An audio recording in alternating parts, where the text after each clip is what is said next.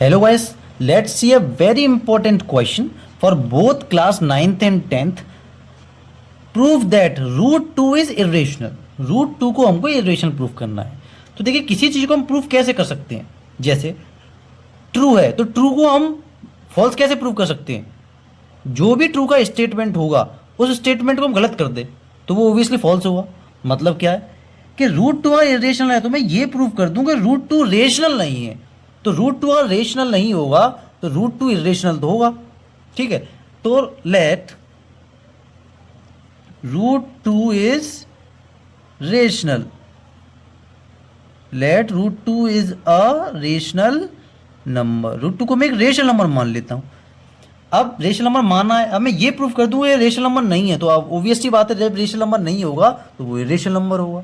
ठीक है, अब रेशनल नंबर प्रूफ करने से पहले आपको ये पता होना चाहिए exactly what is a rational number. ध्यान से सुनिए, तो rational number are the numbers which can be represented और expressed in the form of p upon q. तो ऐसे नंबर्स जिनको पी अपॉन क्यू की फॉर्म में रिप्रेजेंट कर सकते हैं, जहां पर where p and q integers होते हैं और क्यू जीरो के बराबर नहीं होना चाहिए। क्यू का डिवाइड दे दूंगा जीरो का तो इन्फाइनाइट नंबर हो जाएगा, तो इसलिए क्यू जीरो के बराबर नहीं होना चाहिए। ठीक है, अब तक आपने यही पढ़ा हुआ। लेकिन देखिए एक और बहुत इंपॉर्टेंट चीज होती है, पी एंड क्यू को प्राइम नंबर्स होने चाहिए। को प्राइम्स मतलब पी और क्यू के बीच में कोई भी कॉमन फैक्टर नहीं होना चाहिए। जैसे 15/20 एक ट्रू रेशनल नंबर नहीं है। क्यों? अब ये सिंपल, तो जैसे ही 15/20 को मैं सिंप्लीफाई करूंगा तो ये क्या हो जाएगा 3/4। ठीक है, तो देखिए 3/4 में अगर 3p है और 4q है तो इन दोनों के बीच में कोई भी कॉमन फैक्टर नहीं है, तो 3 और 4 को प्राइम नंबर्स हुए, तो ये एक ट्रू रेशनल नंबर है। ठीक है, तो ये कंप्लीट जो डेफिनेशन है वो होती है रेशनल नंबर की। अब देखिए इसी का यूज करना है हमें, तो ध्यान से सुनिए। अगर 2 एक रेशनल नंबर मैंने माना है तो देन तो 2 को क्या मैं ऐसे रिप्रेजेंट कर सकता हूँ पी अपॉन क्यू की फॉर्म में। 2 can be represented in P upon Q form. ठीक है, 2 को पी अपॉन क्यू की फॉर्म में रिप्रेजेंट कर सकता हूँ मैं। ठीक है, अब देखिए दोनों तरफ अगर मैं क्रॉस मल्टीप्लाई कर दूं तो क्या हो जाएगा, तो ये हो जाएगा p equals to root 2q। ठीक है, p is equals to root 2q हो जाएगा। ओके, अब स्क्वेयरिंग ऑन बोथ साइड कर देता हूं मैं, स्क्वेयरिंग ऑन बोथ साइड्स, दोनों साइड में स्क्वायर कर देता हूं तो मुझे क्या मिलेगा, तो मुझे मिलेगा p square equals to root 2 का स्क्वायर क्या होगा 2 और q का स्क्वायर क्या होगा q स्क्वायर। ठीक है, अब देखिए यहाँ पे एक और समझने वाली बात है। अगर मैंने कहीं ये लिखा हो 225 इक्वल्स टू 5 इंटू 4 और 5, ये मैंने लिखा हो। ठीक है, तो देखिए इसका मतलब क्या हुआ, इसका मतलब क्या हुआ, ध्यान से सुनिए। 225 मान लो p की वैल्यू है, 5 का डिवीजन इसमें जाएगा क्योंकि देखिए 225 के फैक्टर्स में तो लिखे हैं ये दोनों, तो 225 इन दोनों से मिलकर बना है, तो 225 का 5 फैक्टर हो गया और एक ये फैक्टर हो गया। ठीक है, अभी के लिए इसको 225 को पी स्क्वायर मान लेता हूं, तो एक तरह से p square equals to 5 q square का क्या मान लेता हूं मैं, वैल्यू मान लेता हूं। ठीक है, मैंने मान ली।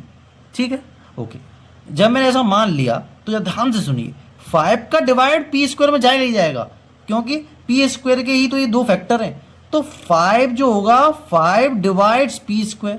ठीक है, 5 पी स्क्वायर डिवाइड जाएगा। अब एक और बहुत इंपॉर्टेंट बात, अगर पी स्क्वायर है और ये प्राइम फैक्टर्स में जो लिखा हुआ है तो ये बात भी गारंटेड है कि 5 पी स्क्वायर को डिवाइड करेगा या 5 पी को भी डिवाइड करेगा। कैसे, 225 पी स्क्वायर की वैल्यू है तो 225 का रूट कितना होगा, क्या होगा 15 होगा, तो 15 भी 5 से डिविजिबल होता है 3 टाइम। तो अगर 5 पी स्क्वायर 5 का डिवाइड पी स्क्वायर में जाएगा तो 5 का डिवाइड पी में भी जाएगा। ठीक है, अब इसी का यूज हमें इसमें करना है। तो देखिए कैसे, तो हियर तो मैं क्या लिख सकता हूं, मैं यहाँ क्या लिख सकता हूं, सो जो 2 होगा 2 डिवाइड्स पी स्क्वायर, 2 का डिवाइड पी स्क्वायर में जाएगा एंड 2 ऑल्सो डिवाइड्स पी, 2 का डिवाइड पी में भी जाएगा, पी स्क्वायर में भी जाएगा और पी में भी जाएगा। इसको इक्वेशन 1 मान लेता हूं। ठीक है, ओके, ठीक है, तो देखिए अब 2 टू का डिवाइड पी स्क्वायर में भी जाएगा, टू का डिवाइड पी में भी जाएगा, तो यानी पी का एक फैक्टर टू है, ठीक है। तो मैं क्या ये लिख सकता हूँ, हेंस वी कैन राइट, तो हम क्या लिख सकते हैं, तो हम ये भी तो लिख सकते हैं p equals to 2k where k is any integer, कोई भी इंटीजर होगा k, ठीक है। देखिए जैसे समझने के लिए यहाँ पे अगर मैं ये लिख दूँ 15 इक्वल्स टू 5k, ये मैं लिख सकता हूँ ना, तो k कोई भी इंटीजर होगा, यहाँ पे k की वैल्यू कितनी होगी, 3 होगी, क्योंकि 5 3 तो 15 होगा, तो ये इसका 15 का एक फैक्टर है, तो मैं इसी फॉर्म में तो लिखूंगा, कोई दो फैक्टर से मिलके 15 बनना है, तो मैंने यहाँ पे ऐसी दो फैक्टर मान लिए, ठीक है। तो p इक्वल्स टू 2k मान लिया मैंने, ठीक है। तो स्क्वेयरिंग, इसमें भी मैं स्क्वेयरिंग ऑन बोथ साइड कर देता हूँ, स्क्वेयरिंग ऑन बोथ साइड्स, दोनों साइड्स में मैंने स्क्वायर कर दिया, तो क्या होगा, पी स्क्वायर बराबर 4k स्क्वायर, ठीक है, हो गया, सिंपल है। अब देखिए पी स्क्वायर की वैल्यू 2q स्क्वायर भी थी और पी स्क्वायर की वैल्यू 4k स्क्वायर भी है, तो put value of P square from equation 1 से मैं ऐसे में पी स्क्वायर की वैल्यू पुट कर देता हूँ, तो पी स्क्वायर की वैल्यू कितनी है इक्वेशन 1 से, 2q स्क्वायर, यहाँ पे क्या 4k स्क्वायर, तो 2 से 4 कितने टाइम्स गया, 2 आ गया, तो q स्क्वायर क्या आ गया, q स्क्वायर आ गया 2k स्क्वायर, क्या आया 2k स्क्वायर, ठीक है। पहले क्या था, p square equals to 2q square. अब जब ध्यान से सुनिए, दो जो चीज मैंने यहां पे लिखी थी वही यहां पे प्रूफ होगी, 2 का डिवाइड q स्क्वायर में भी जाएगा, सो 2 divides q square, q divides q square and 2 also divides q, also divides q, 2 का डिवाइड q स्क्वायर में जाएगा तो 2 का डिवाइड q में भी जाएगा। इसका मतलब क्या हुआ, इसका मतलब देखिए क्या हुआ, तो देखिए q का एक फैक्टर 2 है और p का एक फैक्टर भी 2 है, ये तो गड़बड़ हो गई। कोई भी रेशनल नंबर तब होता था जब p और q जो होते थे वो को प्राइम्स होते थे, उनके बीच में कोई भी कॉमन फैक्टर नहीं होना चाहिए, लेकिन यहाँ पे तो गड़बड़ हो गई, यहाँ पे p का भी कॉमन फैक्टर 2 है और q, इन दोनों कॉमन फैक्टर 2 है। Here both p and q are having